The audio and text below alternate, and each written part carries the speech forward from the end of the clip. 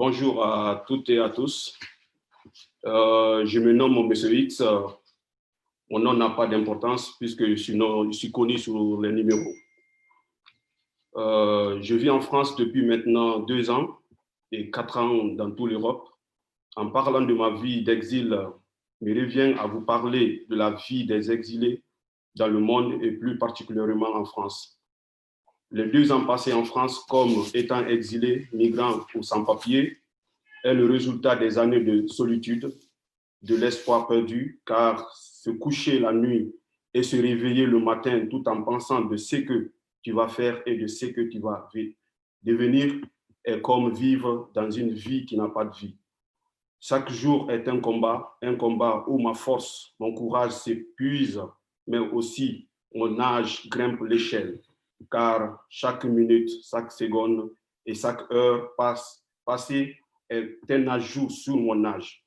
Alors, il me revient de me poser la question, en quel moment je pourrais faire quelque chose de positif pour cette belle nation. C'est lorsque je serai vieux, j'en sais pas.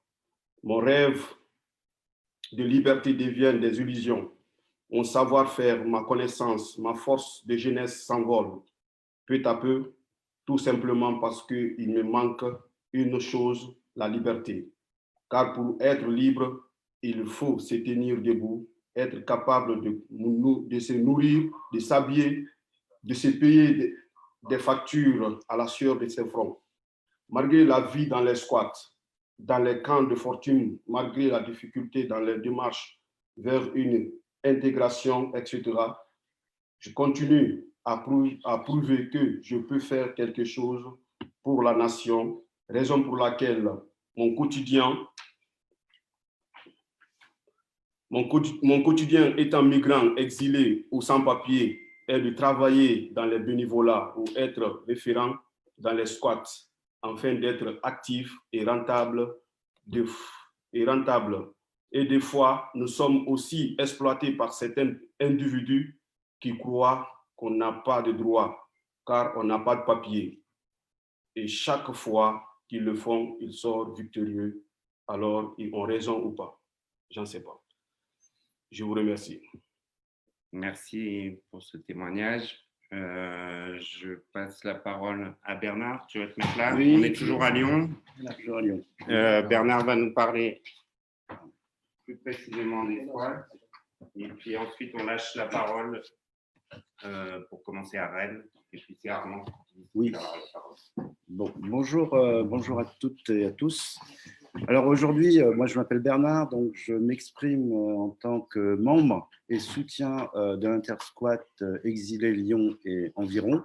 Intersquat qui a été créé suite à l'éclatement de plusieurs structures d'hébergement qui a donné naissance donc à plusieurs lieux dans lesquels sont aujourd'hui hébergés les demandeurs d'asile. Donc aujourd'hui, si vous voulez, la problématique des squats, c'est une ouverture et une fermeture systématique. C'est aujourd'hui une réalité d'errance à chaque expulsion des gens qui ne savent plus où dormir. On a passé, par exemple, au mois de septembre-octobre, 3 semaines avec un groupe de 30 à 40 personnes qui n'étaient pas hébergés, qui n'avaient pas de solution d'hébergement parce que expulsés de l'Amphi-Z à l'époque, en septembre donc, 2019. Donc cette réalité, si vous voulez, d'expulsion doit à un moment donné cesser. Et aujourd'hui, c'est plus de 800 personnes qui sont hébergées dans les squats. Et à ce titre, on se rend compte qu'on est en train de compenser l'inertie, de compenser les carences de l'État qui ne répond pas tout simplement à ses obligations envers les migrants, qu'ils soient mineurs d'ailleurs ou qu'ils soient majeurs. La crise sanitaire a aussi, vous le savez, aggravé cette situation par le fait qu'on avait des réseaux d'alimentation qui étaient perturbés. On a eu des problèmes d'hygiène également. Mais il faut quand même souligner le fait que tous les habitants se sont mobilisés suite aux recommandations de l'OMS sur tous les moyens de se protéger de l'épidémie. Tous les habitants ont appliqué les protocoles et ils ont été d'une grande responsabilité dans l'organisation de ces protocoles d'hygiène et de prévention de l'épidémie. C'est un point à souligner parce que c'est eux qui ont rendu la situation vivable. Et évidemment, avec le soutien et la convergence de différentes associations qui sont des associations, par exemple, extérieures. Donc, la question qui se pose aujourd'hui, c'est qu'après la trêve du confinement, les audiences d'expulsion reprennent, c'est-à-dire qu'on a 4, 5, 6 structures où vivent les gens qui sont menacés, d'accord? Et donc, à ce titre, la question, c'est de savoir comment la métropole, comment la préfecture peut concilier le fait d'expulser, de remettre des gens à la rue aujourd'hui, avec la situation de risque et de danger sanitaire qui existe toujours, puisqu'elle n'est pas, comme on nous l'a bien dit, éliminée.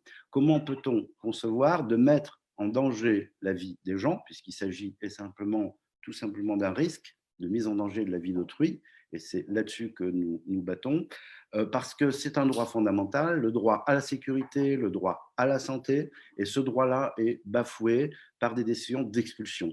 Comment concilier les discours sur la cohésion sociale qu'on entend régulièrement au niveau de la présidence de la métropole, les discours sur le zéro personne à la rue qu'on entend aussi très largement de la part des gens de la métropole, et en même temps poursuivre en permanence en justice des gens qui ne demandent qu'à être à la fois reconnus et avoir tout simplement le droit au logement, qui est aussi un droit fondamental.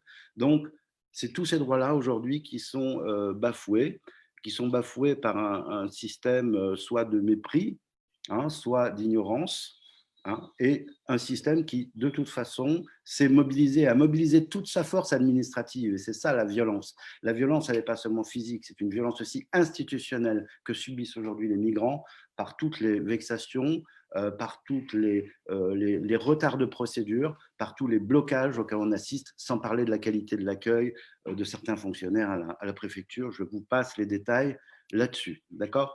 Donc, maintenant, ce qu'on demande aujourd'hui, nous, pour conclure, c'est quoi? Nous demandons simplement que l'État fasse au moins ce que nous arrivons à faire. Ce que nous arrivons à faire, nous, sans moyens, l'État peut le faire avec des moyens. Ce que nous leur demandons très clairement aujourd'hui, c'est la légalisation, la régularisation de tous les lieux qui abritent aujourd'hui ces demandeurs d'asile. Et nous demandons par des conventions, qui peuvent être des conventions tripartites entre métropole, préfecture, propriétaires, qui rassembleront des gens autour de la même table pour arriver à négocier une régularisation de ces sites. Sinon, la lutte là va se trouver sans issue.